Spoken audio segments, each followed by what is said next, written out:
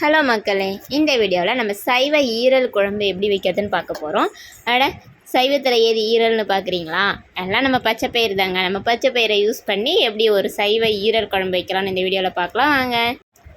அதுக்கு ஒரு வானல் சூடானதும் அதில் எண்ணெய் ஊற்றி பட்டை, கிராம்பு, ஏலக்காய், சோம்பு இதெல்லாம் கொஞ்சம் கொஞ்சமாக ஆட் பண்ணிக்கோங்க.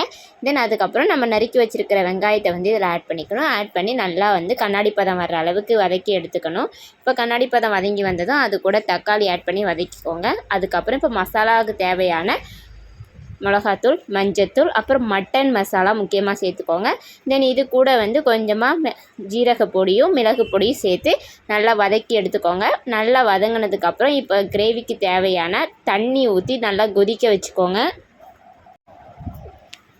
இது ஒரு பக்கம் கொதிக்கட்டும். நம்ம இப்போ ஈரல் செய்யறதுக்கான பச்சை பயிரை நான் நேற்று நைட்டே ஊற வச்சு எடுத்து வச்சுருக்கேன். அதை மிக்ஸி ஜாரில் ஆட் பண்ணி ஒரு பச்சை மிளகா, கொஞ்சமாக கல்லுப்பு, தென் ஜீரகம் இதெல்லாம் சேர்த்து நல்லா இட்லி மாவு பதத்துக்கு அரைச்சி எடுத்துக்கோங்க.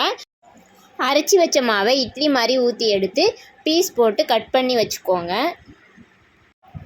இப்போ கிரேவி நல்லா கொதிச்சு வந்ததும் அது கூட இந்த நம்ம பீஸ் போட்டு கட் பண்ணி வச்சுருக்கிற பச்சை பயிரை அது கூட ஆட் பண்ணி நல்லா கிண்டி விட்டு ஒரு கொதி வந்ததும் இறக்குனிங்கன்னா ரொம்ப டேஸ்டியான வெஜ் ஈரல் குழம்பு ரெடி. இது டேஸ்டி மட்டும் இல்லைங்க, ரொம்ப ஹெல்த்தியானதும் கூட. ஸோ நீங்களும் ட்ரை பண்ணி பாருங்கள். எப்படி இருக்குன்னு கமெண்ட் பண்ணுங்கள். இந்த வீடியோ பிடிச்சிருந்தா லைக் பண்ணுங்கள், ஷேர் பண்ணுங்கள், கமெண்ட் பண்ணுங்கள். அவ்வளோதாங்க. அடுத்த வீடியோவில் மீட் பண்ணலாம். பாய்.